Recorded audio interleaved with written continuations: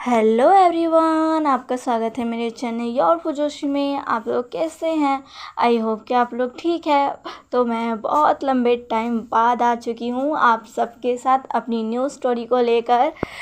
Story start करने से पहले मैं आप लोगों को थैंक यू करना चाहती हूँ मेरे लिए विश करने के लिए, जब मेरी हेल्थ अच्छी नहीं थी, क्योंकि रिसेंटली ही आपको पता ही है मैंने अपडेट किया था कि मेरी सर्जरी हुई है। अब मैं काफ़ी बेहतर हूँ और इसीलिए मैं आप लोगों के लिए अपनी न्यू स्टोरी लेकर आई हूँ। ओके, तो ज़्यादा मेरे बारे में बात ना करते हुए हम अपनी स्टोरी की तरफ बढ़ते हैं, जो कि बिल्कुल न्यू है। इसमें जो हमारा वांगजी है वो एक गॉड है और हमारा प्यारा विभूषण वो उसकी ब्राइड। अब वो कैसे, वो तो हमें स्टोरी सुनकर ही पता चलेगा। तो स्टार्ट करते हैं अपनी न्यू स्टोरी, जिसका नाम है गॉड्स ब्राइड। यहाँ पर हमें कुछ दासियों को दिखाया जाता है, जो कि एक पर्सन को जो रेड रोब्स पहनकर आईने के सामने बैठा हुआ है उसे सजा रही थी। पर उन दासियों के चेहरे पर कोई खुशी नहीं थी, उनके चेहरे पर एक उदासी छाई हुई थी और वो बार बार अपने सामने बैठे उस पर्सन को देख रहे थे, जिसकी आंखें नम थी। पर वो कुछ नहीं कह रहा था, वो बस आईने के सामने बैठा था और वो दासियाँ बस उसे सजाई जा रही थी। आज इस पर्सन की शादी है, पर ये बिल्कुल भी खुश नहीं है। साथ ही उसके आसपास जो दासियां हैं वो भी खुश नहीं हैं, क्योंकि ये उनके राजकुमार है जिससे वो सब बहुत पसंद करती है। पर उन्होंने कभी नहीं सोचा था कि उनके राजकुमार की लाइफ में एक ऐसा मोड़ भी आएगा। वो सारी दासियां अपने राजकुमार को बेमन से सजा रही थी, उसे बिल्कुल लड़कियों की तरह रेडी कर रही थी, क्योंकि ये उनकी क्वीन का हुक्म था। ना चाहते हुए भी उन्होंने अपने राजकुमार को अच्छे तरीके से सजा दिया था। ये कहना बिल्कुल गलत नहीं था कि वो पर्सन बहुत बहुत ज़्यादा सुंदर लग रहा था, जैसे वो स्वर्ग से उतर कर आया हो। वो दासिया भी उसे देखती और कहती है, आप बहुत सुंदर लग रहे हैं राजकुमार। पर ये कहते हुए वो दासी अपना सर झुका लेती है, क्योंकि ये उसकी भूल थी। उसके राजकुमार सुंदर तो लग रहे हैं, पर क्या उन्हें ये सब चाहिए था? उन्हें सुंदर दिखना था, वो भी ब्राइड जैसे बनकर। वो दासी कहती है, माफ़ करना।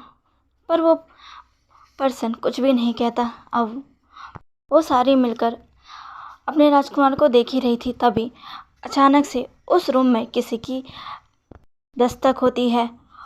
वो और कोई नहीं बल्कि वहाँ की क्वीन मैडम यू थी। मैडम यू, जो कि अपने पर्पल कलर के हानफू पहनकर, बालों में खूब सारी एक्सेसरीज लगाकर और अपने साथ अपनी 2 मेट्स को लेकर वहाँ पहुँच चुकी थी। वहाँ पहुँचकर उन्होंने सीधा उन दासियों से कहा, क्या वो रेडी है? वो सारी दासियाँ अपना सिर हाँ में हिलाती है। मैडम यू आगे बढ़ती है और उस पर्सन को देखती हैं, और उस पर्सन को देखते ही उनके चेहरे पर एक ईवल सी स्माइल आ जाती है और वो कहती है, बहुत अच्छे लग रहे हो तुम। इतना कहकर वो हंसती है और सामने रखा वेल उठाकर उसके चेहरे को ढक देती है। उसका चेहरा ढकने के बाद वो फिर से ईवल स्माइल देते हुए कहती है, मुबारक हो, आज तुम्हारी शादी है। फाइनली आज तुम इस जगह से, इस क्लैन से चले जाओगे और हमें तुमसे छुटकारा मिल जाएगा। इतना कहते हुए वो हंसती है और फिर उन दासियों की तरफ देखकर कहती है, जल्दी से बाहर लेकर आओ, सब इसका इंतज़ार कर रहे हैं। इतना कहते हुए वो वहाँ से चली जाती हैं। वो सारी दासियाँ अपनी क्वीन के जाने के बाद अपने राजकुमार को देखने लगती हैं अपनी नम निगाहों से, क्योंकि उन दासियों ने काफ़ी लंबा वक्त अपने इस राजकुमार के साथ बिताया है। वो अपने राजकुमार से बहुत प्यार करती हैं, क्योंकि उनके राजकुमार बहुत अच्छे हैं, बहुत चंचल है, खुश मिजाज है, बहुत काइंड है। कितना भी दर्द क्यों ना हो, वो कितनी भी गहरी चोट में क्यों ना हो, पर उनके चेहरे पर हमेशा ही स्माइल रहती है। पर आज वो स्माइल कहीं गायब है। आज उन्होंने जितना दुखी अपने राजकुमार को देखा है, उतना दुखी तो उन्होंने तब भी नहीं देखा था जब उनकी क्वीन उनके राजकुमार पर अत्याचार करती थी, अपने जी जान से उस पर वार करती थी। वो सारी जो कि नहीं चाहती थी कि ये सब हो, पर फिर भी वो ना चाहते हुए भी अपने राजकुमार को उठाती है और उन्हें बाहर लेकर आती है। जब वो बाहर ला रही थी तभी एक पर्सन उनके सामने आता है और कहता है, विंग विंग। यानली जो कि अपने भाई को आंसू भरी आंखों के साथ देख रही थी, वो कहती, विंग विंग तुम ऐसा करने की कोई ज़रूरत नहीं है विंग विंग, अभी अभी भी टाइम है, यहाँ से भाग जाओ, यहाँ से भाग जाओ विंग। मैं इसमें तुम्हारी मदद करूँगी, मैं तुम्हारे लिए सब कुछ करने को तैयार हूँ विंग। तो तुम्हारी जगह मैं जाने को तैयार हूँ, प्लीज़ प्लीज़ ऐसा मत करो विंग। तो तुम्हें पता है ना, वहाँ जो भी गया है वो आज तक वापस नहीं आया है विंग विंग, प्लीज़ प्लीज़ मत जाओ विंग विंग विंग, मैं तुम्हें खोना नहीं चाहती विंग, ऐसा मत करो, अपनी जीजा की बात मानो, तुम्हें ये शादी करने की कोई ज़रूरत नहीं है, चलो चलो मेरे साथ। वो ऐसा कहते हुए विंग का हाथ पकड़ कर उसे ले जाने ही लगती है, लेकिन तभी विंग यानली का हाथ पकड़ कर कहता है, नहीं चेचे, मुझे मुझे ये करना ही होगा, मैं अब पीछे नहीं हट सकता। यानली विंग को देखते हुए कहती, विंग मैंने तुम्हें कहा ना, तो तुम्हें ये करने की ज़रूरत नहीं है, तुम यहाँ से भाग जाओ, तुम्हारी जगह मैं चली जाऊँगी। तभी विंग कहता, नहीं नहीं चेचे, आप प्लीज़ ऐसा मत करिएगा, अगर आपने ये किया तो ये जो अभी मेरे साथ हो रहा है ना, मुझे इससे भी ज़्यादा तकलीफ़ तब होगी जब आप ये करोगी।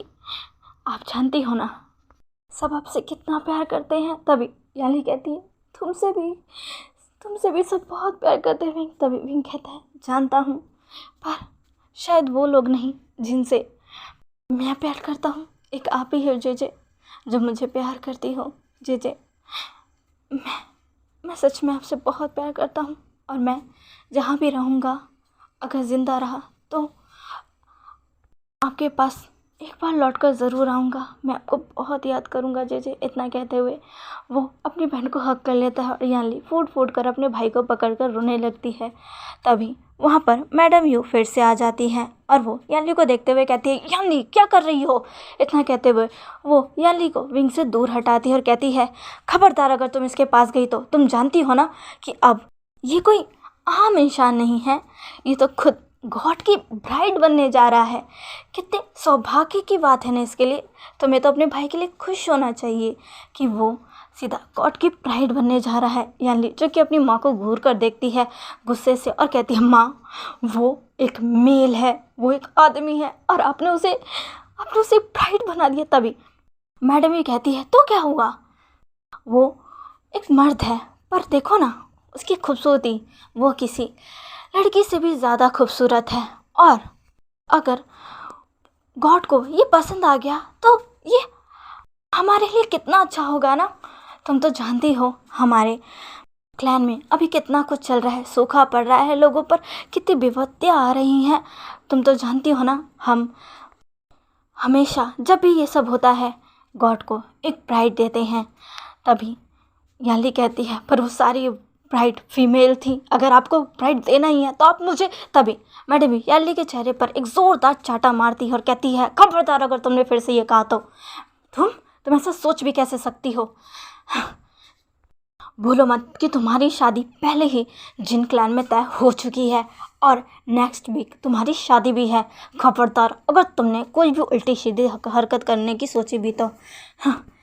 वैसे भी हर बार हमारे क्लैन से सबसे खूबसूरत लड़की को गॉड के लिए चुना जाता है, पर इस बार विंग को चुना गया है क्योंकि वो यहाँ की सारी लड़कियों से ज़्यादा सुंदर है और ये गॉड को पसंद ज़रूर आएगा। इतना कहते हुए मैडम यू के चेहरे पर एक इवल स्माइल आ जाती है। विंग इसकी आंखों से आंसू निकल रहे थे। वो जानता है कि मैडम यू उससे बहुत बहुत ज़्यादा नफरत करती है, और क्यों ना करे, क्योंकि विंग चंगसे सैरन का बेटा है जिससे मैडम यू बहुत नफरत करती है।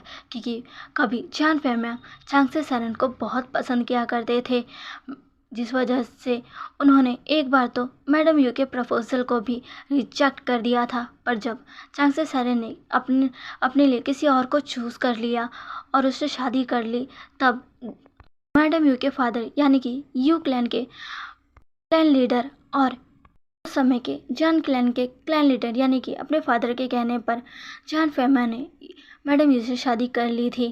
पर शादी के कुछ समय तक वो मैडम यू पर ज़्यादा ध्यान नहीं देते थे, जिस वजह से मैडम यू बहुत गुस्से में रहती थी।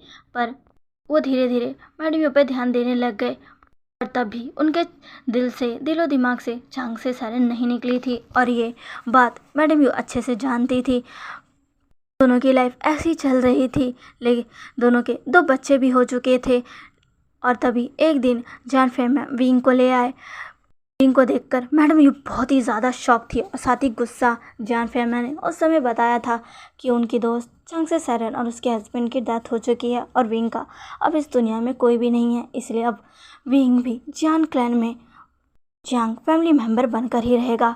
जिस बात पर मैडम यू को बहुत गुस्सा आया था और उन्होंने ठान लिया था कि वो ऐसा नहीं होने देगी, वो विंग को इस क्लैन से निकाल कर ही रहेगी। भले ही उस समय उन्होंने अपने हस्बैंड की बात का मान रखा। उससे उस समय जान फेमिया को उन्होंने कुछ नहीं कहा, पर जो चीज़ उनके दिलो दिमाग में चल रही थी वो उस पर अड़ चुकी थी। और उस समय से वो विंग को सिर्फ हेट करती आई है। विंग को हर छोटी से छोटी बात पर पनिशमेंट देती आई है। विंग जिसका इस पूरे क्लैन में कोई भी नहीं था, सिर्फ उसकी बहन यानली को छोड़कर, क्योंकि एक समय के बाद जान फेमिया ने भी उस पर ध्यान देना छोड़ दिया था। मैडम यू जो उसके साथ करती, जान फेमिया भी कुछ नहीं कर पाते। इस बात से विंग को बहुत हर्ट होता, पर एक उसकी जे यानली ही थी जो हमेशा उसका ख्याल रखती, उसका सपोर्ट करती। जब भी मैडम यू उसे खाना नहीं देती तो यानली होती जो हमेशा मैडम यू से छुपते छुपाते विंग के लिए खाना लेकर आती, उसे अपने हाथों से खिलाती। विंग जो कि अपनी सिस्टर की तरफ देख रहा था, जो कि अभी भी उसके लिए रो रही थी, क्योंकि वो जानती है कि आज अगर उसका भाई गया तो फिर वो शायद कभी भी उसे वापस ना देख पाए। मैडम यू अब उन दासियों की तरफ इशारा करते हुए कहती है, लेकर चलो इन्हें। वो दासियाँ अब विंग को अपने साथ लेकर जाने लगती हैं। यानली जो कि विंग को रोकना चाहती थी, पर मैडम यू अपनी दासियों से बोलकर यानली को वहीं रुकवा लेती है, ये कहते हुए कि वो वहाँ पर बिल्कुल भी ना आ पाए। यानली जो कि चीख रही थी, चिल्ला रही थी और अपनी माँ से कह रही थी, माँ प्लीज़ ऐसा मत करिए माँ।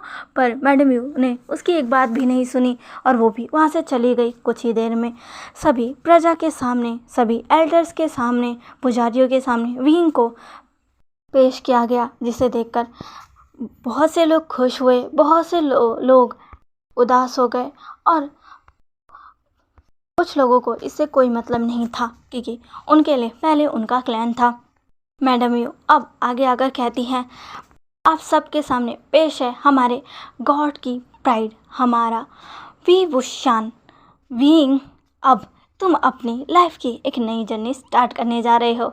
ये कहते हुए मैडम यू पहली बार विंग को बहुत प्यार से पकड़ती है, उसके हाथों से पकड़कर उसे कैरिज की तरफ लेकर जाती है। विंग जिसकी आंखों में आंसू थे, पर वो कुछ नहीं कह रहा था और बस चला जा रहा था कि वो जानता है कि ये अब रुक नहीं सकता। हर बार ये होता आया है, हर बार कोई ना कोई प्राइड चुनी आई है, वो गॉड की प्राइड बनती है, उसे गॉड को सौंपा जाता है, पर उसके साथ क्या होता है किसी को नहीं पता।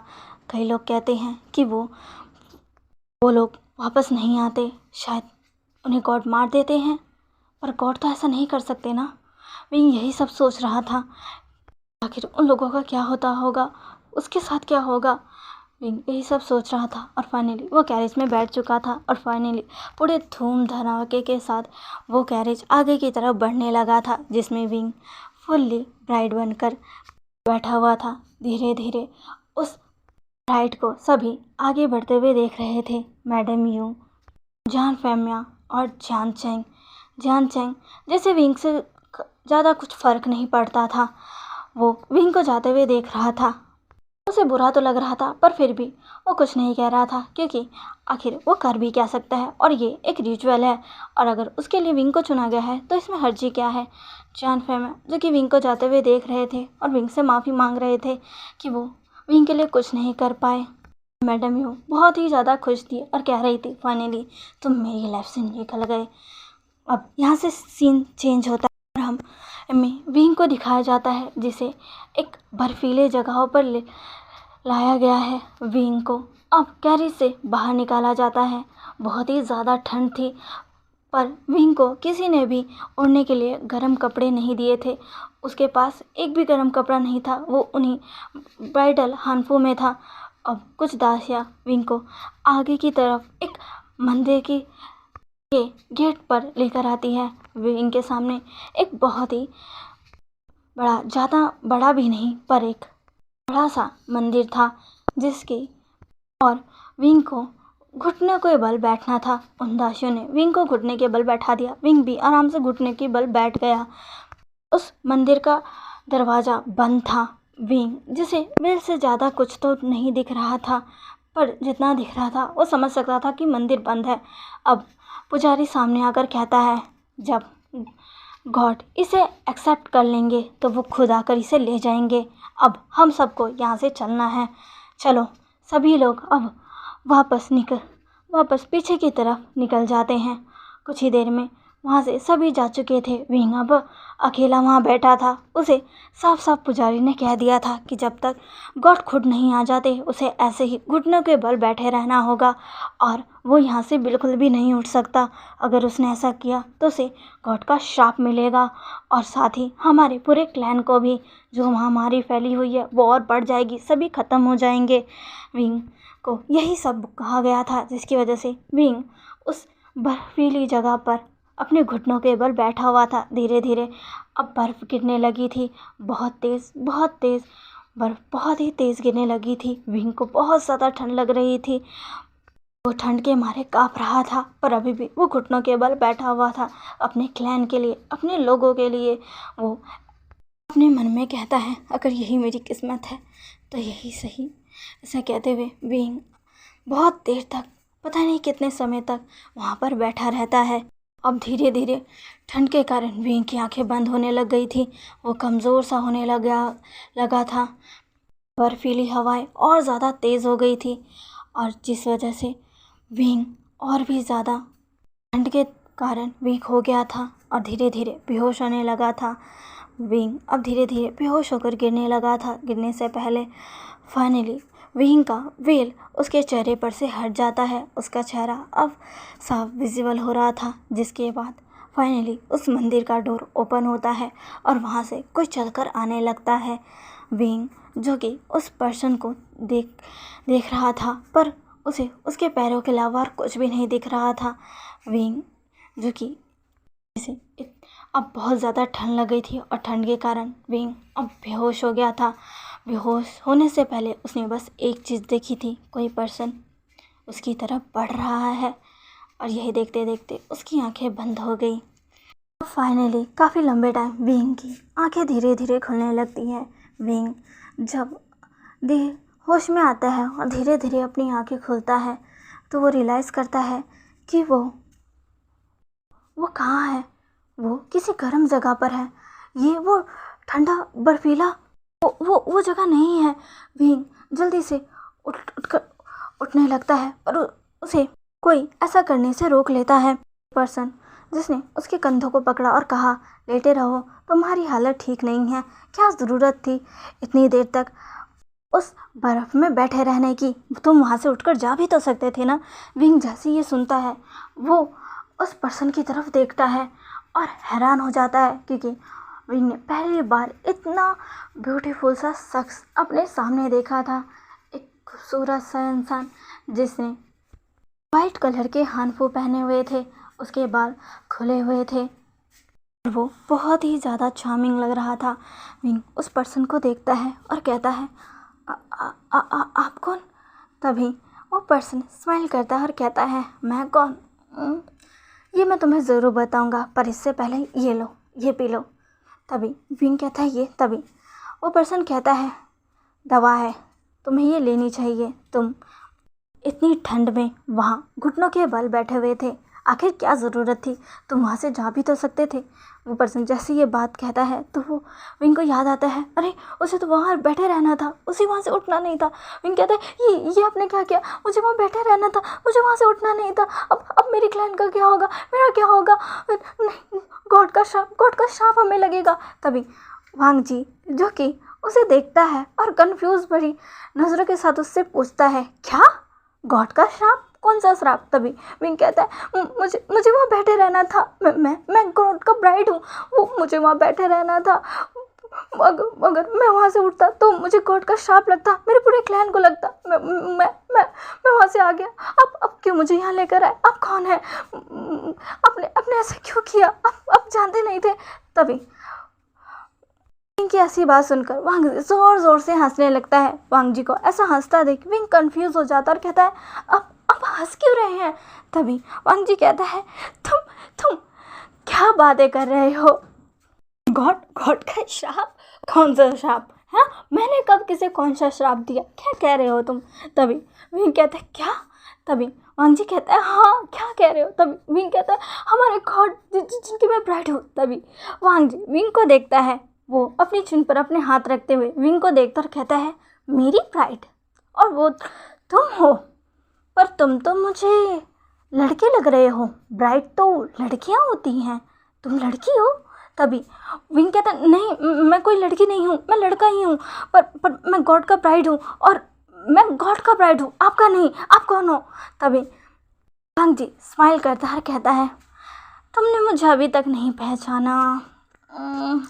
माय क्यूट लिटिल वाइफी, मैं ही तुम्हारा हस्बैंड हूँ, यानी कि मैं ही वो गॉड हूँ जिसकी ब्राइड बनाकर तुम्हें यहाँ भेजा गया।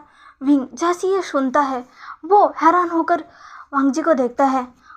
वो कहता है, क्या? तभी वांग जी कहता है, हाँ, पर मुझे नहीं पता था कि इस बार सबने मेरे लिए एक लड़की की जगह लड़के को चूज़ किया है। वैसे हो तो तुम सुंदर ही, मुझे काफ़ी पसंद आए तुम। विंग जैसे ही सुनता है वो जल्दी से अपनी जगह से उठ जाता है। वांग जी कहता है, अरे ये क्या कर रहे हो? पर विंग जल्दी से अपनी जगह पर से उठकर नीचे फर्श पर बैठकर अपने घुटनों के बल बैठ जाता है और वांग जी के सामने अपना सर झुकाते हुए कहता है, आपने मुझे एक्सेप्ट कर लिया? आपने मुझे एक्सेप्ट कर लिया? तभी वांग जी कहता है, हाँ। तभी विंग कहता है, आपका बहुत बहुत शुक्रिया। अब आप मेरे क्लैन को कुछ होने नहीं देंगे ना? मैं सब कुछ करने के लिए तैयार हूँ, जो आप कहोगे मैं वो सब कुछ करने के लिए तैयार हूँ, पर प्लीज़ मेरे क्लैन को कुछ मत करिएगा, मेरे क्लैन को हर चीज़ से बचाइएगा। वांग जी जैसे ही सुनता है वो कहता है, ओह तो तुम सब कुछ करने को तैयार हो? विंग कहता है, हाँ जो भी आप चाहो। तभी वांग जी कहता है, ठीक है तो खड़े हो जाओ। विंग जल्दी से खड़ा हो जाता है। वांग जी कहता है, इधर आकर बैठो। विंग जल्दी से आकर बैठ जाता है और वांग जी फिर वो मेडिटेशन आगे बढ़ाते हुए कहता है, अब इसे जल्दी से पी लो। विंग कहता है, क्या? तभी वांग जी कहता है, अरे मुझसे सवाल कर रहे हो? तुमने तो कहा था सारी बातें मानोगे ना? तभी विंग जल्दी से उस मेडिसिन को लेता है और पूरा पी जाता है और वांग जी हंसता है और कहता है, oh my cute little wifey, तो बहुत क्यूट हो। विंग जो कि इस बात पर ब्लश करने लगता है।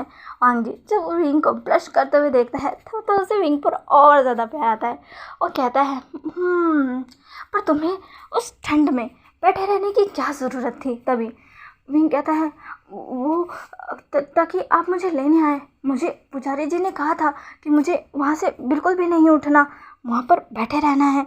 अगर मैं वहाँ से उठा तो आप मुझे श्राप दोगे और मेरे क्लैन को भी तबाह कर दोगे। आप मेरे साथ ऐसा नहीं करोगे ना? मैं बिल्कुल नहीं उठा था। तभी वांग जी हंसता और कहता है, ये तुमसे किसने कहा? मैं कभी किसी को कोई श्राप नहीं देता, और मैंने कभी किसी से नहीं कहा कि मेरे लिए घुटनों के बल बैठे रहो या मेरे लिए ब्राइड लेकर आओ। तभी विंग कहता है, क्या? तभी वांग जी कहता है, ये सारी बातें अभी छोड़ दो, तुम अभी आराम करो। विंग कहता है, पर तभी वांग जी कहता है, आराम करो? इतनी ठंड में बाहर बैठे बैठे तुम्हारी तबीयत काफ़ी ख़राब हो चुकी है, पहले थोड़ा आराम कर लो, ठीक हो जाओ, फिर हम बाद में आराम से बात करेंगे, ठीक है? इतना कहते हुए विंग को वांग जी लिटा देता है, उसको कंबल से कवर करता है और उसके माथे पर हाथ रखकर कहते हुए कि विंग को देखते हुए कहता है, सो जाओ माय क्यूट लिटिल वाइफी। इतना वांग जी के इतना कहते ही विंग जो कि सो जाता है, क्योंकि वांग जी ने विंग पर मैजिक कर दिया था ताकि विंग आराम से सो पाए। वांग जी विंग को देखता है, कहता है, पता नहीं ये गांव वाले मिलकर मेरे बारे में क्या क्या अफवाह फैलाते रहेंगे। इतना कहते हुए वांग जी अब तुरंत ही वहाँ से गायब हो जाता है और सीधा एक पेड़ के पास अपेयर होता है, पर इस बार उसके आउटफिट पूरी तरीके से डिफरेंट थे। वो अभी एक नॉर्मल गांव वाला लग रहा था, जिसने आम से कपड़े पहने थे, एक पॉनीटेल बनाई हुई थी और इधर उधर मार्केट में भटक रहा था। वांग जी कभी इधर जा रहा था, कभी उधर जा रहा था और सारी चीज़ों को देख रहा था। धीरे धीरे चलते चलते वो फाइनली उसी टेम्पल में आता है जहाँ वो हमेशा आता है, क्योंकि ये टेम्पल उसी का है। वांग जी टेम्पल के अंदर जाता है पर उसे कोई देख नहीं सकता था। वांग जी जाता है और आराम से एक सेब खाते हुए सारी चीज़ों को देखते हुए मजे लेने लगता है, जहाँ पर एक पुजारी अपने साथ काफ़ी सारे लोगों के साथ मिलकर वांग जी की मूर्ति के सामने नी डाउन कर कर कह रहा था, बारिश, पानी, हवा, बिजली के देवता हंग जुन, हमारी हमारी भेंट स्वीकार करिएगा, हमारी भेंट स्वीकार करिएगा। सभी एक ही चीज़ दोहरा रहे थे। वो पुजारी कहता है, हमारे क्लैन को इस विपदा से बचाइएगा, हमारे क्लैन को बरकत प्रदान करिएगा। जो सूखा गांव में फैला है, जो बीमारी गांव में है, उन सबको दूर भगाइएगा। सब एक ही चीज़ दोहरा रहे थे। वांग जी जो कि सेब खाते हुए कह रहा था, जरूर जरूर, पर मुझे ये भी बता दो मैं करूँ कैसे। तभी वो पुजारी कहता है, प्लीज़ हमें बारिश दीजिएगा कि हमारी फसल अच्छे से हो। वांग जी कहता है, अच्छा ये बात है, ठीक है। ऐसा कहते हुए वांग जी एक चुटकी बजाता है और तुरंत ही वहाँ पर बारिश होने लगती है। जैसे ही पुजारी ये देखता है वो बहुत खुश हो जाता है और कहता है, हंग जू ने हमारी प्रार्थना सुन ली, हंग जू ने हमारी प्रार्थना सुन ली। शायद हंग जू ने उस ब्राइड को एक्सेप्ट कर लिया। जैसे ही सारे ये सुनते हैं, सब में खुशी की लहर दौड़ जाती है। वांग जी ये देखता है और मुस्कुराते हुए वहाँ से निकल जाता है। बाहर आकर वो सभी को देखता है, जहाँ पर सभी लोग बहुत खुश थे, क्योंकि बहुत समय बाद उनके क्लैन में बारिश हुई थी। काफ़ी समय तक लंबे समय तक बारिश ना होने की वजह से हर जगह सूखा पड़ गया था। सभी लोग बहुत परेशान थे, पर इस बारिश होने पर अब सब लोग बहुत ही ज़्यादा खुश थे। वांग जी सबकी खुशी देखते हुए आगे बढ़ ही रहा था, तभी किसी की आवाज़ वांग जी के कानों में आती है। एक औरत जो कि दूसरी औरत से कह रही थी, देखो बारिश होने लग गई, यानी कि हंग जू ने हमारे राजकुमार को एक्सेप्ट कर लिया। तभी दूसरी लेडी कहती है, तुमने सही कहा, इसका मतलब अब हम अपने राजकुमार को कभी देख नहीं पाएंगे उन सभी ब्राइड की तरह। हमारे राजकुमार सच में बहुत अच्छे थे, बहुत बुरा हुआ उनके साथ। तभी दूसरी लेडी कहती है, हाँ पर हम कर भी क्या सकते हैं, हम बस हंग जू से विश कर सकते हैं कि वो हमारे राजकुमार को अच्छे से रखे, क्योंकि हमारे राजकुमार ने पहले ही बहुत कुछ भी झेला है। उनकी सौतेली माँ उन पर कितना अत्याचार करती थी और उन्हीं की वजह से तो उन्हें हंग जून की ब्राइड बनना पड़ा। प्लीज़ हंग जून हमारे राजकुमार को अच्छे से रखिएगा, वो बहुत ही नादान हैं, छोटे हैं, उन्हें अभी ज़्यादा चीज़ों की समझ नहीं है। हंग जून हम आपसे दुआ करते हैं। वो दोनों ही हंग जून से प्रार्थना करने लग गए थे, क्योंकि वो दोनों विंग से बहुत प्यार करते थे। विंग अभी छोटा बच्चा ही तो था, उसकी एज ही क्या थी, 18 साल का।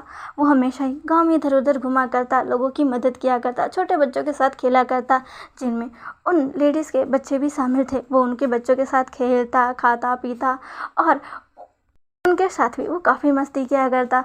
वो लेडीज़ जो कि बस मछलियाँ पकड़कर अपना गुजारा करती थी, वो अपनी पकड़ी हुई मछलियों में से कुछ मछलियाँ भून कर विंग को भी खाने के लिए दिया करती थी, जिसे विंग बहुत चाव से खाता था। उसे देखकर क्या है, कोई कह ही नहीं सकता था ये एक राजकुमार है जो महल का शानदार खाना खाता है, फिर भी वो इन गरीब लोगों के साथ बैठकर उनकी मछलियाँ ऐसे खा रहा है जैसे उसे कोई फ़र्क ही नहीं पड़ता हो। सभी लोग विंग से बहुत प्यार करते थे। वांग जी जब ये सुनता है तो वो अपनी चिन पर अपने हाथ को रखकर कहता है, ओह तो ऐसी बात है, मुझे तो अपनी ब्राइड के बारे में बहुत कुछ पता करना है। इतना कहते हुए वांग जी अब अपने 2 फिंगर्स को अपने माथे पर रखता है और तुरंत ही वहाँ से गायब हो जाता है और विंग के पास फिर से अपेयर होता है, फिर से उन्हीं क्लोथ में। और फिर वो विंग को देखते हुए विंग के सर पर हाथ रखता है और विंग के सामने बैठकर कहता है, तो फाइनली मुझे तुम्हारी सारी चीज़ें पता चल चुकी हैं। वांग जी को अब सब कुछ पता चल चुका था कि विंग के साथ क्या क्या हुआ, विंग का पास्ट, हर चीज़, क्योंकि वांग जी एक गॉड है और विंग की लाइफ के बारे में पता लगाना उसके लिए नॉर्मल सी बात है। वांग जी विंग को देखता और कहता है, तुम्हारे साथ तो सच में बुरा हुआ, पर इतना भी बुरा नहीं हुआ। तुम मेरी ब्राइड बनकर आए हो और अब मैं तुम्हें किसी भी चीज़ की तकलीफ़ नहीं होने दूंगा। माय क्यूट लिटिल वाइफी, ये सब वांग जी विंग के फेस पर उंगलियां घुमाते हुए कह रहा था, पर अचानक से उसकी फिंगर विंग के लिप्स पर आकर रुक जाती है। जैसे वांग जी देखने लगता है विंग के लिप्स कितने सॉफ्ट, पिंक और जूसी से हैं। वांग जी धीरे धीरे उन लिप्स की तरफ बढ़ने लगता है, कहता है तुम्हारे लिप्स कितने सॉफ्ट हैं। वांग जी बहुत ही ज़्यादा विंग के लिप्स के करीब आ चुका था। इससे पहले कि वो विंग को किस करता, वो तुरंत ही दूर हट जाता और कहते ये मैं क्या कर रहा हूँ। वांग जी क्या कर रहे हो तुम भूलो मत तुम एक गॉड हो। तुम एक आम इंसान की तरह बिहेव कैसे कर सकते हो। हम अपने आप को कंट्रोल में रखो। इतना कहते हुए वो विंग की तरफ देखता है और फिर कहता है पर ये तो मेरी प्राइड है ना, मैं तो इसे किस कर ही सकता हूँ। पर शायद मुझे इसकी नींद में इसका फ़ायदा नहीं उठाना चाहिए ना। जब ये होश में आ जाएगा तब मैं शायद किस करूँगा, क्योंकि अभी हमने अपनी फर्स्ट नाइट भी तो स्पेंड नहीं की। इतना कहते हुए वांग जी के चेहरे पर एक शैतानी मुस्कान आ जाती है और वो विंग को देखते हुए कहता है तैयार हो जाओ राजकुमार पे हंगमांग जुन की प्यारी वाइफी बनने के लिए। इतना कहते हुए वांग जी वहाँ से गायब हो जाता है। इधर दूसरी तरफ याली अपने रूम से उस बारिश को देख रही थी और उसे भी समझ आ चुका था कि शायद हंगमांग जुन ने उसके भाई को एक्सेप्ट कर लिया है। यानली जिसकी आंखों में अब आंसू आ चुके थे और वो बहुत रो रही थी, क्योंकि वो विंग से सच में बहुत प्यार करती थी। उसने हमेशा ही विंग और चैंग को एक जैसा ही प्यार किया, दोनों भाई में कभी कोई फ़र्क नहीं किया। विंग और यानली हमेशा एक दूसरे के साथ रहा करते, क्योंकि मैडम यू यानली पर ज़्यादा ध्यान भी नहीं देती थी, क्योंकि वो हमेशा ही अपने बेटे यानी कि जान चैंग को ही ज़्यादा प्रेस किया करती थी, क्योंकि वो अगला क्लैन लीडर होने वाला था। और यानली वो तो बस शादी कर कर जाने वाली है। यानली जिसने कभी नहीं सोचा था कि वो अपने भाई को इस तरह खो देगी। हाँ, उसकी शादी कुछ समय बाद ही है, पर उसे तो लगा था एक दिन वो शादी कर कर चली जाएगी और फिर इनका पता नहीं क्या होगा। पर उसने कभी नहीं सोचा था कि उससे पहले उसका भाई चला जाएगा। और जो वो सोचा करती थी कि वो बीच बीच में विंग से आकर मिलती रहेगी, उसके लिए वो खुद एक ब्राइड सिलेक्ट करेगी ताकि विंग उसके साथ अलग एक अच्छी लाइफ बिता सके, क्योंकि वो जानती थी उसकी माँ तो उसे एक अच्छी लाइफ बिताने नहीं देगी। पर उसे क्या पता था, उसकी माँ ने तो उसके भाई की लाइफ को पूरी तरीके से डिस्ट्रॉय कर दिया। यानी रोती और कहती है विंग विंग, और इतना कहते हुए वो नी डाउन हो जाती है और रोने लगती है। यहाँ पर अब हमें नेक्स्ट डे का सीन दिखाया जाता है, जहाँ पर विंग की आँख खुलती है। विंग अब अपने बेड से उठता है और इधर उधर देखने लगता है और याद करने लगता है फिर वो कहाँ पर है। तभी उसे सब कुछ याद आता है और वो तुरंत ही उठकर खड़ा हो जाता है और वांग जी को ढूंढने लगता है। वो कहता है गॉड हंगमांग जुन अब कहाँ है। तभी विंग के ऐसा कहते ही वांग जी तुरंत ही वहाँ पर आ जाता है। अपने सामने वांग जी को ऐसे प्रकट होता देखकर विंग थोड़ा पहले तो घबरा जाता है और पीछे हट जाता है और गिरने ही वाला होता है। तभी वांग जी उसके कमर से पकड़कर उसे अपनी तरफ खींचकर उसे गिरने से बचाता है। लेकिन इस बीच विंग वांग जी के बहुत करीब आ जाता है। उसके हाथ वांग जी के चेस्ट पर होते हैं और वो वांग जी की तरफ ही देख रहा होता है। वांग जी विंग की तरफ स्माइल के साथ देखते हुए कहता है क्या हुआ माय लिटिल वाइफी, क्या तुम्हें कुछ चाहिए। तभी विंग कहता वो विंग ऐसा कहते हुए वांग जी से दूर होता और कहता है वो मैं तो बस देख रहा था कि आप कहाँ हो। तभी वांग जी कहता है मैं तो यहीं रहता हूँ, बस तुम्हें मुझे आवाज़ देने की ज़रूरत है। विंग कहता है अच्छा। वो वांग जी कहता है बाकी बातें बाद में करेंगे, जाओ फ्रेश होकर आ जाओ। विंग कहता है क्या। तभी वांग जी कहता है फ्रेश होकर आ जाओ। तभी विंग कहता है पर मेरे पास कोई क्लोथ नहीं है। तभी वांग जी कहता है अरे तुम्हें इन सब चीज़ों की चिंता करने की ज़रूरत नहीं है, तुम मेरी प्राइड हो। तुम्हारे लिए कपड़े तो मैं चुटकियों में ले आऊँगा, बस तुम जाकर पहले फ्रेश हो जाओ। विंग ये सुनता और कहता है ठीक है मैं जा रहा हूँ बाथरूम। तभी वांग जी कहता है ओह उस तरफ, ओह एक मिनट रुको। इतना कहते हुए वांग जी चुटकी बजाता है और वो सीधा विंग को बाथरूम में ही ले आता है। विंग अपने आसपास देखता है और वो कहता है ये। तभी वांग जी कहते हैं अब तुम अच्छे से फ्रेश हो जाओ, जब तुम फ्रेश हो जाओ तब मुझे बुला लेना, मैं तुम्हें तुम्हारे क्लोथ दे दूँगा। तभी विंग कहता है पर विंग इससे पहले कुछ कहता, वांग जी वहाँ से गायब हो जाता है। विंग जो कि कहते हैं ये कहाँ गए। विंग जो कि अब इधर उधर देखता है, वांग जी तब जा चुका था, इसलिए विंग अपने क्लोथ को उतारता है और जाकर फ्रेश होने लगता है। फ्रेश होने के बाद विंग को अच्छा लगता है, पर उसे अभी भी समझ नहीं आ रहा था कि वो अब क्या करे। वो अभी सबसे दूर, अपनी बहन से दूर यहाँ पर है, जिस जगह पता नहीं कहाँ पर है, उसे तो सही से इस जगह के बारे में पता भी नहीं है कि आखिर वो है कहाँ। विंग ऐसे ही सोचते सोचते अब फ्रेश हो जाता है। फ्रेश होने के बाद वो अब याद करता है कि वो अब पहने क्या वो दोबारा से अपने वही क्लॉथ पहने। पर यही सब सोच रहा था, तभी उसे याद आता है कि वांग जी ने विंग से कहा था कि जब वो फ्रेश हो जाए तो वो वांग जी को बुला ले, वो विंग के क्लॉथ लेकर आ जाएगा। विंग मन में सोचता है अगर उन्हें मुझे क्लॉथ देना था तो वो पहले दे देते ना, अब मैं क्यों उन्हें इस हालत में बुलाऊं।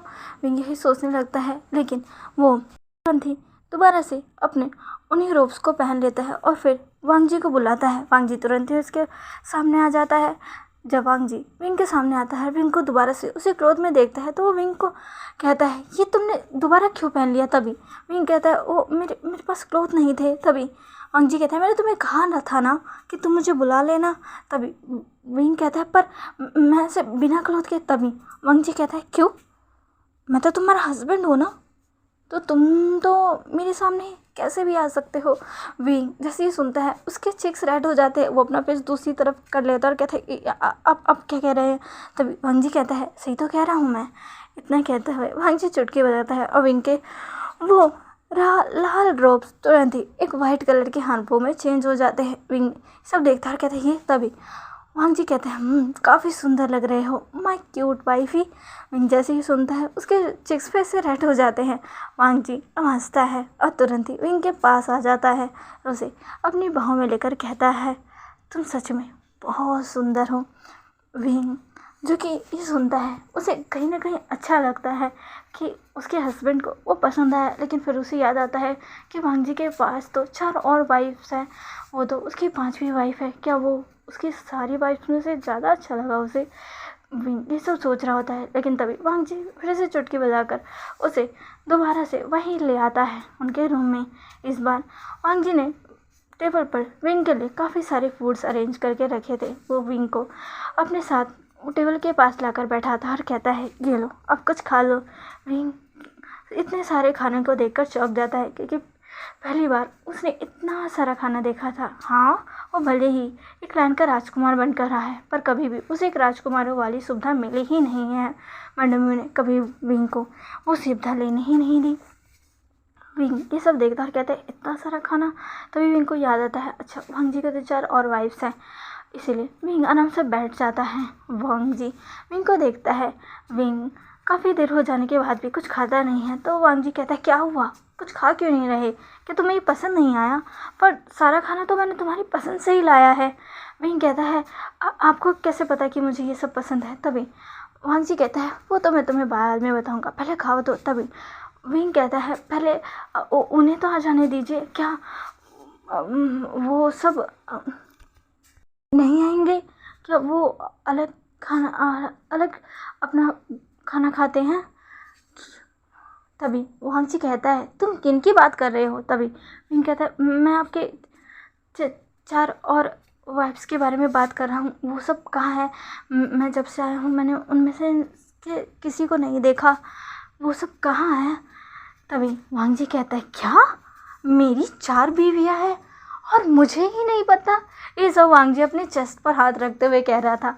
वांग जी की ऐसी हरकतें देखकर तो विंग को लग ही नहीं रहा था कि वो कोई गॉड है। विंग कहता है ये आप क्या कर रहे हैं। तभी वांग जी विंग की तरफ घूर कर देखकर कहता है तुम्हें किसने कहा कि मेरी 4 बीवियाँ हैं। तभी विंग कहता है मैं जानता हूँ, हमारे क्लान से 4 लड़कियाँ आपको दी गई थी आपके ब्राइड के रूप में, आपने उन्हें कहाँ रखा है। तभी वांग जी कहता है तुम भी ना, तुम उनकी बात कर रहे हो। विंग कहता है हाँ, वो सब कहाँ है? तभी वांग जी कहता है उन्हें वहीं होना चाहिए जहाँ वो है।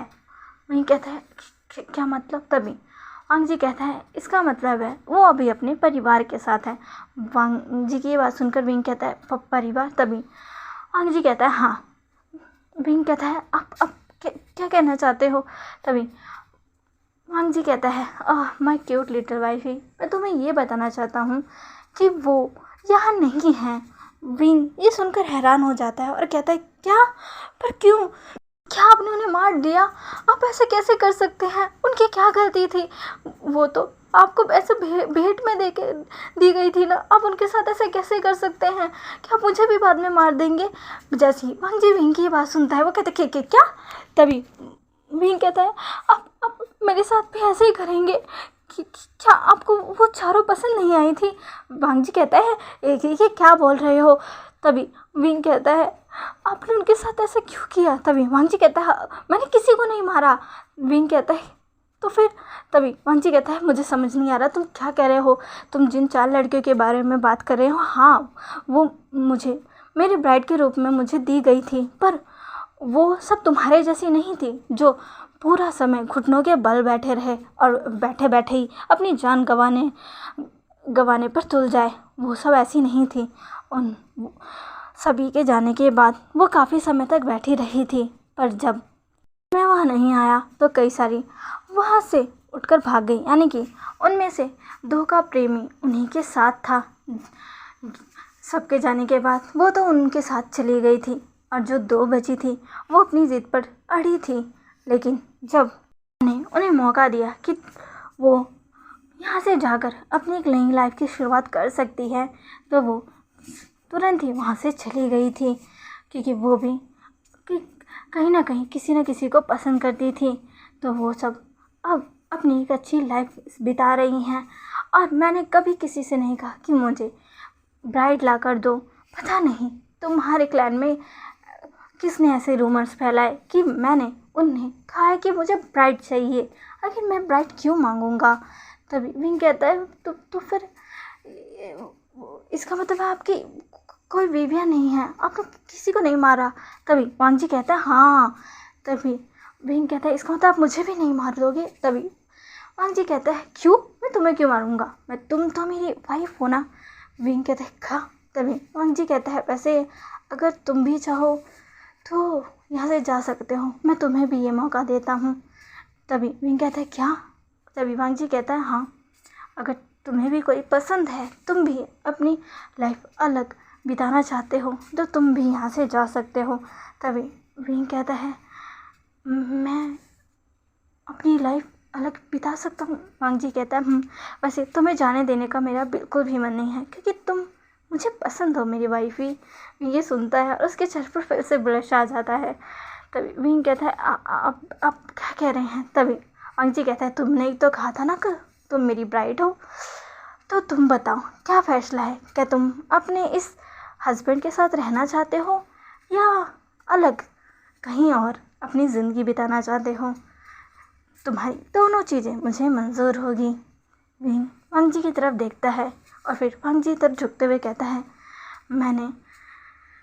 मैं जब यहाँ आया था तभी मैंने अपनी लाइफ को आपके साथ एक्सेप्ट कर लिया था, और तभी मैंने ठान लिया था कि अब मैं अपनी पूरी लाइफ आपके साथ ही बिताऊंगा, भले ही मुझे कुछ भी क्यों ना करना पड़े। और अब मैं अपनी पूरी लाइफ आपके साथ बिताना चाहता हूँ हम जो। ऐसा कहते हुए विंग जो कि थोड़ा ब्लश करने लगा था, और वांग जी इस चीज़ से बहुत ज़्यादा खुश हो गया था।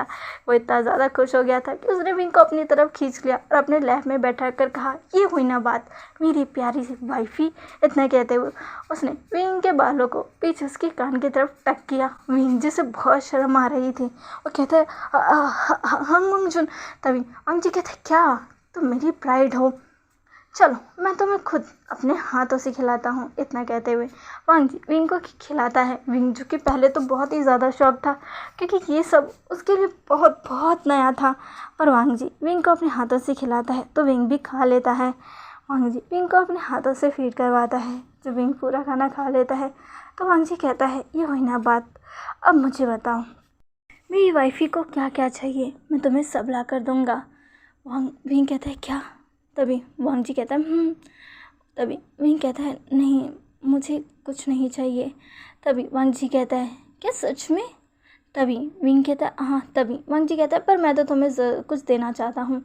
विंग कहता है क्या? तभी वांग जी विंग को अपनी लैब से हटाता है, उठता है, विंग को भी खड़ा करता है, उसके हाथों को पकड़ता है और वो फिर से ट्रांसफॉर्म होकर एक नई जगह पर पहुंच जाते हैं। विंग जब उस जगह को देखता है तो एकदम मस्मराइज हो जाता है क्योंकि वो उसे ऐसा लग रहा था वो किसी परियों की दुनिया में आ गया है क्योंकि उसके सामने बहुत ही खूबसूरत सा दृश्य था जिसमें चारों तरफ फूल ही फूल थे।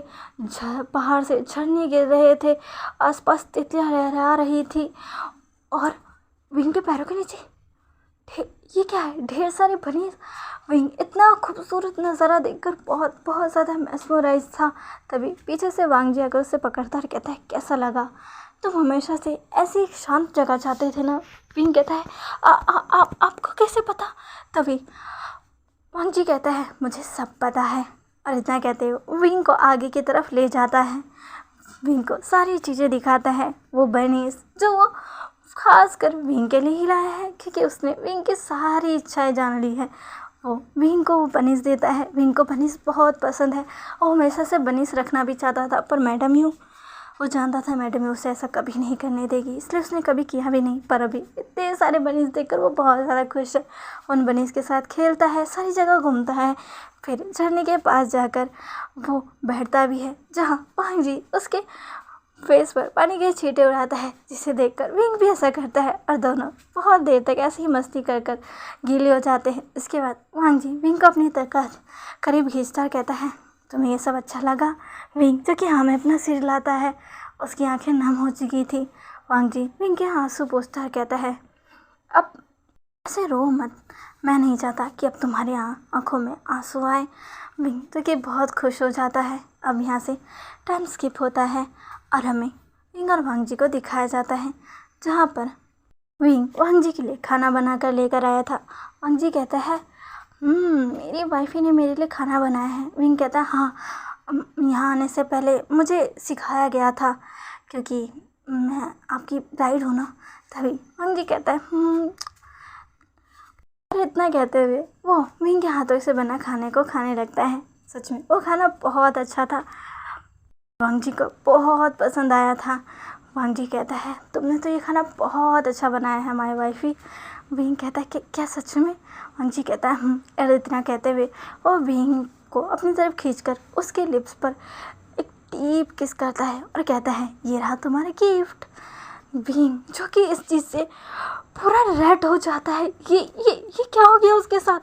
वो तो अपनी जगह से हिलना ही भूल जाता है और वांग जी देखिए अपना खाना मज़े से खाने लगता है और विंग अपनी जगह पर फ्रीज। तब तक जब तक वांग जी ने ये नहीं कहा मुझे वो पास करना। विंग कहता हाँ। तभी वांग जी कहता है मुझे वो पास करो। विंग कहता हाँ। विंग वांग जी को वो डिश पास करता है। वांग जी देख सकता था विंग की हालत पर बहुत हंसी आ रही थी पर वो कोई रिएक्ट नहीं करता और अपना खाना खाने लगता है। ऐसे ही कुछ समय बीतता है और अब रात हो जाती है जहाँ पर वांग जी विंग को देखता है जो कि शीशे में खुद को देख रहा था। तभी वांग जी पीछे से आकर विंग को हक करता है और कहता है तो चले वाइफ़ी। विंग कहता है कहाँ? तभी वांग जी कहता है अपनी फर्स्ट नाइट स्पेंड करने। तभी विंग कहता है कि क्या? तभी वांग जी कहता है तुम मेरी ब्राइड हो ना और हमने अभी तक अपनी फर्स्ट नाइट स्पेंड नहीं की तो तुम्हें नहीं लगता हमें वो करना चाहिए? विंग कहता है तभी वांग जी कहता है क्या? विंग कहता है वो क्या ये करना ज़रूरी है? तभी वांग जी कहता है क्या तुम ये नहीं चाहते? विंग कहता है नहीं पर तभी वांग जी कहता है मैं जानना चाहता हूँ। विंग कहता है अगर आप चाहते हो तो मैं तैयार हूँ। तभी वांग जी देखिए स्माइल करता है और विंग के पास जाकर उसके फोरहेड पर किस करता और कहता है विंग मैं कभी भी तुम्हारी मर्ज़ी के खिलाफ तुम्हारे साथ कुछ भी नहीं करूँगा। मैं तुम्हें सच में बहुत पसंद करने लगा हूँ। तुम्हारे क्लैन ने पहली बार मेरे लिए कोई ढंग की चीज़ की है तुम्हें मुझे देकर। विंग जब ये सुनता है तो वो ब्लश करने लगता है। वांग जी की ये बात उसे बहुत अच्छी लगती है। वांग जी विंग को हक करता और कहता है, तुम कुछ टाइम और ले सकते हो, पर हाँ, अब तुम मेरे हो, ये याद रखना। विंग स्माइल करता है और हाँ में अपना सिर हिलाता है। ऐसे ही कुछ दिन बीतते हैं और अब विंग को भी वांग जी सच में बहुत ज़्यादा पसंद आने लगता है। वांग जी जो कि विंग को देखता है, जो कि अपने पैरों को पानी के अंदर डुबोकर पानी के साथ खेल रहा था। तभी वांग जी कहता है, वैसे क्या तुम कुछ भूल रहे हो विंग? क्या तुम कहीं जाना चाहते हो? विंग कहता है, मैं कहाँ? तभी वांग जी कहता है, मैं तुम्हारी सारी इच्छाएं जान सकता हूँ विंग। मैं जानता हूँ कि इस वक्त तुम्हारे दिमाग में क्या चल रहा है। तुम अपनी बहन के बारे में सोच रहे हो ना? तभी विंग कहता है, आपको कैसे पता? तभी वांग जी कहता है, तुम भूल रहे हो कि मैं कौन हूँ? तभी विंग कहता है, हाँ अब तो। तभी वांग जी कहता है, हांगवांग जुन, मुझे सब पता है। आज तुम्हारी बहन की शादी है ना? क्या तुम उससे मिलना चाहते हो? विंग कहता है, हाँ मेरा बहुत मन है, पर मैडम यो मुझे कभी जेजे से मिलने नहीं देंगी। उन्होंने तो मुझे आपकी ब्राइड बनाकर इसीलिए भेजा ताकि मैं उनके क्लैन में कभी भी ना आ सकूँ, उनके आसपास दूर दूर तक कहीं ना हो। वांग जी जब ये सुनता है तो वह कहता है, तुम्हें अपनी जेजे से मिलने के लिए अपनी उस मैडम यू के सामने जाने की कोई ज़रूरत नहीं है। अगर तुम चाहते हो तो मैं तुम्हें ले जा सकता हूँ बिना किसी की नज़रों में आए। भी कहता है, क्या सच में? तभी वांग जी कहता है, और अगर तुम चाहो तो तुम अपने जेजे की शादी भी देख सकते हो। विंग कहता है, क्या आप सच कह रहे हैं? इतना कहते हुए वांग जी के हाथों को पकड़ लेता है। वांग जी विंग के हाथों पर हाथ रखता है और कहता है, हाँ बिल्कुल। विंग जो कि बहुत ज़्यादा खुश हो जाता है और विंग को खुश देखकर वांग जी भी। अब हम इधर यानली को दिखाया जाता है जो कि पूरे ब्राइडल अटायर में रेडी हो चुकी है, पर वो बिल्कुल भी खुश नहीं है क्योंकि उसका भाई उसके साथ नहीं है। उसे याद आ रहा था जब वो और विंग साथ थे, तालाब के किनारे बैठकर लोटस सीड खा रहे थे। तभी विंग अपनी बहन से कह रहा था, जीजे आपकी शादी में मैं बहुत मज़े करूँगा, जीजे आपको आगे तक मैं लेकर जाऊँगा, जीजे आप कितनी सुंदर लगोगी ना, सबसे पहले मैं आपको देखूँगा, जीजे मैं आपकी शादी में बहुत मज़े करने वाला हूँ, जीजे आप शादी के बाद मुझसे मिलने आओगी ना, जीजे आप शादी के बाद मुझे अपने क्लैन भी लेकर जाना, ठीक है? जिस पर याली कहती थी, हाँ हाँ क्यों नहीं। और वो दोनों ऐसे ही हंसते हुए बातें करते हुए अपना वो प्यारा सा पल एक दूसरे के साथ बिता रहे थे। उन पलों को याद करते हुए यानी की आंखों में आंसू आ गए थे, जिन्हें वो पूछती है और कहती है, मैं तुम्हें बहुत याद कर रही हूँ विंग, कहाँ हो तुम? इधर दूसरी तरफ विंग जो कि कहता है, अब मैं तैयार हूँ, हम जीजे के पास चले? तभी वांग जी कहते हैं, बिल्कुल। और इतना कहते हुए वो विंग के हाथों को पकड़ता है और तुरंत ही वो सीधा यानली के रूम में ही आ जाते हैं। जिस वक्त यानली के रूम में कोई नहीं था, सिर्फ यानली थी। विंग जो कि पीछे से अपनी बहन को देख रहा था, उसका चेहरा आईने में उसको साफ साफ नज़र आ रहा था, जो बहुत खूबसूरत लग रहा था, पर चेहरे पर उदासी थी। विंग ये देखता है और उसे पता था उसकी जीजे उसी के लिए परेशान है।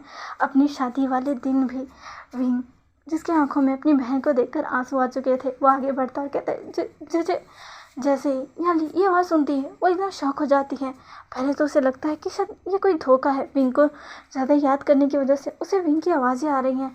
लेकिन जैसे ही विंग दोबारा कहता है, जे याली तुरंत ही सामने की तरफ देखती है, आईने में उसे विंग नज़र आ रहा था। जैसे ही वो विंग को देखती है वो बहुत ज़्यादा खुश हो जाती है और तुरंत ही खड़ी होकर मुड़कर विंग को देखते हुए कहती है, आशन। वो जल्दी से भाग कर जाती है और विंग को हक कर लेती है। विंग भी अपनी बहन को टाइटली हक करता है। याली विंग को हक करते हुए कहती है, तुम वापस आ गए, तुम वापस आ गए, तुम ठीक हो ना? तुम कहाँ थे? विंग तभी विंग कहता है, मैं ठीक हूँ जीजे, आप कैसे हो? आप कितने सुंदर लग रहे हो, मुझे पता था आपसे सुंदर कोई नहीं है, मैं आपके लिए बहुत खुश हूँ जीजे। याली जो कि विंग से दूर हटती कहती है, तुम कैसे हो और तुम यहाँ कैसे आए? तुम्हें किसी ने देखा तो नहीं ना? क्या तुम वहाँ से भाग आए?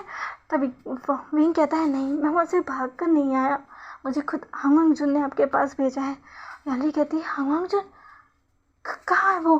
तभी विंग कहता है यही मेरे साथ ही तो है। यानी चारों तरफ देखती है पर उसे विंग के अलावा कोई नहीं दिखता। विंग जो याली की उस नज़रों को देखता और कहता है क्या हुआ जेजे? तभी याली कहती है क्या? पर यहाँ तो कोई नहीं है। तभी विंग कहता है आप क्या कह रही हैं जेजे? देखिए ये यहीं पे तो है हंगमंग। तभी याली कहती है क्या? याली को कोई भी नज़र नहीं आ रहा था। विंग हंगमंग की तरफ देखता है अपनी क्वेश्चन भरी निगाह के साथ, जिस पर हंगमंग स्माइल करते हुए कहते हैं विंग मुझे हर कोई नहीं देख सकता, तुम अब मेरे पार्टनर हो इसलिए मेरे साथ हो, मुझे देख सकते हो, पर यानली वो मुझे नहीं देख सकती। तभी विंग यानली से दूर हटकर वांग जी के पास जाते हुए कहता है हंगमंग मेरी जेजे मेरे लिए दुनिया में सबसे ज़रूरी है, वो मेरी एकमात्र फैमिली है और मैं आपको उनसे मिलवाना चाहता हूँ। ऐसा मेरा हस्बैंड, मेरी लाइफ पार्टनर। मैं चाहता हूँ कि जैसे सभी न्यू शादीशुदा जोड़े अपने बड़ों का आशीर्वाद लेते हैं, अपने बड़ों के ब्लेसिंग लेते हैं, मैं चाहता हूँ कि आप मेरी जेजे के सामने आए, मेरे साथ। मेरी जेजे ही मेरी फैमिली है और मैं उनसे आपको मिलवाना चाहता हूँ कि मुझे अपनी जेजे की ब्लेसिंग मिले आपके साथ, क्योंकि मुझे पता है कि मेरी जेजे ही हैं जो कभी मेरा बुरा नहीं चाहेंगी, वो मुझे बहुत प्यार करती हैं। वांग जी जो कि ये सब कुछ जानता था, उसके चेहरे पर स्माइल आ जाती है और वो कहता है अगर तुम चाहते हो तो ठीक है। इतना कहते हुए वांग जी अपनी आंखें बंद करता है और दोबारा खोलता है। इस बार वांग जी यानली को साफ साफ नज़र आ रहा था, जिसे देखने के बाद यानली चौंक जाती है। विंग कहता है ये रहे हंगमंग जैसे क्या अब आप इन्हें देख पा रही हैं? यानली जैसी हंगमंग को देखती है वो तुरंत ही अपने घुटनों के बल बैठकर अपने सर को झुका लेती है और कहती है हंगमंग। तभी वांग जी यानली के पास जाते हुए कहता है प्लीज़ आप ऐसा मत करिए, आप मेरी वाइफ की जेजे हैं, यानी कि आप मेरी भी जेजे हुई। यानी जो कि हंगमंग को देखते हुए कहती है क्या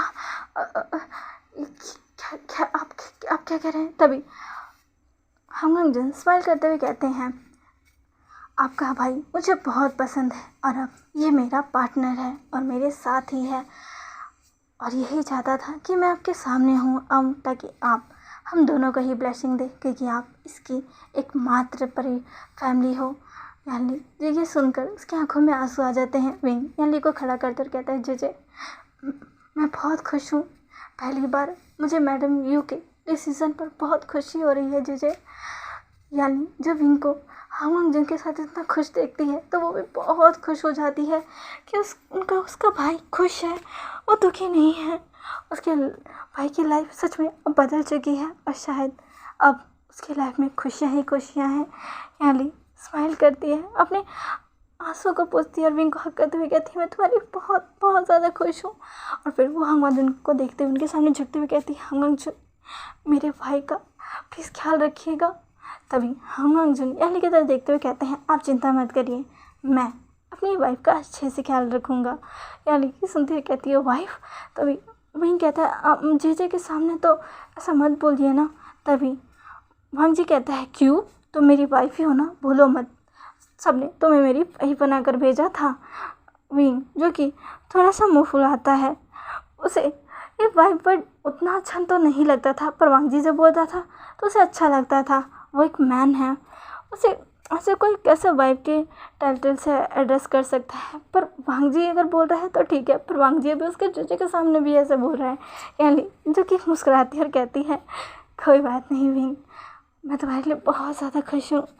विंग तुम मेरी शादी में तो हो ना?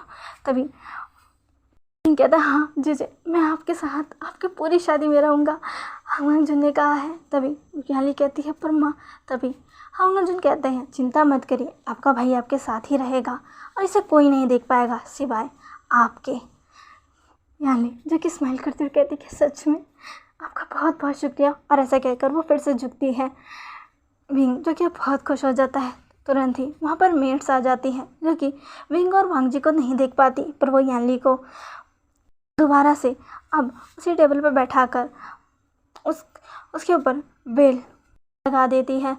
कुछ ही देर में मैडम यू आती है और याली को देखते हुए कहती है, तुम बहुत सुंदर लग रही हो, मैं तुम्हारे लिए बहुत खुश हूँ। इतना कहते हुए वांग जी को याली को वहाँ से लेकर जाने लगती है। विंग ये सब देख रहा था। अब वो आगे बढ़ने लगता है और इसके साथ साथ वांग जी भी धीरे धीरे अब याली की शादी होती है। पूरे टाइम विंग याली के साथ ही था और याली भी विंग को देखकर बहुत ही ज़्यादा खुश थी। वही थी जो विंग को देख सकती थी, बाकी कोई भी नहीं। और हांग जुली विंग के साथ ही थे। पूरी शादी में विंग याली के साथ ही रहता है। और जब याली वहाँ से विदा हो जाती है तब उससे मिलने के बाद याली जब अपनी कैरेज में आकर बैठती है, वहाँ पर विंग भी था जो कि अपनी जीजे को लास्ट टाइम बाय बोलता है और फिर वहाँ से गायब हो जाता है। याली जो कि अब बहुत ही ज़्यादा खुश थी। तो दूसरी तरफ विंग को दिखाया जाता है जो कि अब वापस वहीं पर आ चुका था, यानी कि अपनी जगह। विंग जो कि वांग जी की तरफ देख रहा था, तभी वांग जी कहते हैं, अब बताओ, अब तुम ठीक हो, अब तुम्हें अच्छा लग रहा है अपनी जगह से मिलकर। विंग जिसकी आंखों में आंसू थे वो तुरंत ही वांग जी को हक करता कहता है, मैं बहुत बहुत खुश हूँ, आपका शुक्रिया हस्बैंड। जैसे ही वांग जी सुनता है वो कहता है, क्या, फिर से कहना। विंग कहता है, आपका शुक्रिया हस्बैंड। ओ जैसे ही ऐसा कहता है वांग जी बहुत खुश हो जाता है और विंग को टाइटली हक कर कर कहता है, आपसे तुम मुझे यही कहोगे। विंग जो कि खुश होता है और कहता है, बिल्कुल। ऐसे ही दिन बीतते हैं और विंग और वांग जी अब करीब आ चुके थे और विंग ने भी अब पूरी तरीके से वांग जी को एक्सेप्ट कर लिया था। हाँ, पहले में तो उसे बहुत वो हो रहा था क्योंकि वांग जी गॉड है और वो एक आम इंसान। पर अब वांग जी ने उसे समझाया कि वांग जी से शादी होने के बाद वो भी एक नॉर्मल पर्सन नहीं रहेगा, वो हांग जुन यानी कि गॉड हांग जुन का पार्टनर बन जाएगा। और वो भी अब वांग जी के पूरी लाइफ यानी कि वांग जी तो अमर है और अब उसके साथ जुड़कर विंग भी अमर हो जाएगा और वो दोनों हमेशा एक दूसरे के साथ ही रहेंगे। विंग और वांग जी की शादी एक बार फिर से होती है और इस बार वांग जी भी अपने वेडिंग अटायर में था, जहाँ पर सारे गॉड्स के सामने विंग और वांग जी की शादी होती है। विंग बहुत ही ज़्यादा खुश था इस बार अपनी शादी में। पिछली बार तो वो बहुत दुखी था क्योंकि उसे कुछ समझ नहीं आ रहा था, उसे तो ये भी पता नहीं था कि आगे उसके साथ क्या होगा। पर अब वो बहुत खुश है। विंग और वांग जी की शादी होती है, सारे गॉड उन्हें ब्लेसिंग देते हैं और अब फाइनली वो लोग दोबारा से अपनी जगह पर आ चुके थे। वांग जी जो कि विंग को अपने आर्म्स में कैरी कर कर बेड पर लाकर लेटा देता है। उसके ऊपर आते हुए कहता है, तो वाइफ ही अब स्टार्ट करें। विंग कहता है, हाँ वांग जी। वो तभी वांग जी कहता है, क्या आज भी रोकोगे। विंग जो कि अब वांग जी की तरफ देखता है और फिर नाम में अपने सिलाते हुए कहता है, नहीं। वांग जी कहता है, क्या सच में, तो फिर मैं शुरू करूँ। विंग जो कि अब हमें अपना सिर ला देता है और वांग जी सीधा ही उसके लिप्स को ग्रैब कर लेता है और उसे किस करते करते ही उसके सारे क्लॉथ रिमूव कर देता है और अपने भी एक चुटकी बजाकर और अब वो विंग के साथ अपनी नाइट एक्टिविटी स्टार्ट कर देता है। विंग की पूरे बॉडी को एक्सप्लोर करता है और विंग को अपना क्लेम करता है। वैसे ही वो रात बीत जाती है। नेक्स्ट डे विंग जो कि वांग जी के साथ बैठा हुआ था और वांग जी को घूर घूर कर देख रहा था क्योंकि कल वांग जी ने उसकी हालत बुरी तरीके से ख़राब कर दी। वांग जी हंसकर कहता है, ओह माय वाइफी, अब मुझे ऐसे गुस्से में मत देखो, रुको। वांग जी अब विंग के बॉडी पर अपना हाथ फिराता है और विंग का सारा दर्द एक मिनट में ही छूमंतर हो जाता है, जिससे विंग भी चौंक जाता है। लेकिन फिर उसे याद आता है, अरे उसका हस्बैंड तो गॉड है। उसके बाद वो वांग जी को स्माइल के साथ देखता है। वांग जी उसे हक करता कहता है, अब तुम ठीक हो चुके हो तो एक बार फिर से। तभी विंग कहता है, दूर हटो। वांग जी कहता है, विंग। पर विंग इधर उधर भागता है और वांग जी से पकड़ने लगता है। फाइनली विंग को पकड़ कर कहता है, अब तो मैं तुम्हें नहीं छोड़ूंगा। विंग हंसता है और फिर वांग जी की तरफ देखकर कहता है, वैसे हस्बैंड क्या तुम मुझे बता सकते हो हम कहाँ हैं? मैं कितने समय से यहाँ हूँ पर मुझे पता नहीं कि ये कौन सी जगह है। तभी वांग जी कहता है, अरे तुम अभी तक समझ नहीं पाए, हम उसी मंदिर के अंदर है जिसके बाहर तुम घुटनों के बल बैठे हुए थे। विंग कहता है, क्या ये वही जगह है? तभी वांग जी कहता है, हाँ मैं यहीं रहता हूँ। कहता है, अच्छा। तभी वो सब मुझे यहाँ लेकर आए। वांग जी कहता है, क्योंकि मेरा एक यही टेम्पल है जहाँ पर मैं सच में रहता हूँ और यहाँ पर कोई भी नहीं आता है। पर पता नहीं क्यों कुछ समय से सब यहाँ पर किसी न किसी को छोड़ कर जाने लगे थे। विंग हंसता है और कहता है क्योंकि वो अपने क्लैन को बचाना चाहते थे। वांग जी कहता है इस तरह मुझे एक के बाद बेबी सौंप कर, अगर मैं सारी बीवी रखता गया तो पता नहीं मेरी कितनी सारी बीवी हो जाएगी, मेरे पास तो बीवी की लाइन लग जाएगी। विंग वांग जी के चेस्ट पर मारकर कहता है बिल्कुल भी नहीं। वांग जी के विंग को हक करता कहता है अरे चिंता मत करो, तुम ही मेरी वाइफ हो और हमेशा तुम ही रहोगी। इतना कहकर वो विंग के फोरहेड पर किस करता है और विंग हंसता है और वांग जी फिर से विंग के लिप्स को ग्रैब कर लेता है और उसे अपनी बाहों में उठा लेता है। और एक बार फिर से उनकी एक्टिविटी स्टार्ट हो जाती है। ऐसे ही कुछ दिन बीतते हैं। विंग और वांग जी लेक के पास बैठे हुए थे। विंग का हाथ उसके स्टमक में था और वो वांग जी को देख रहा था।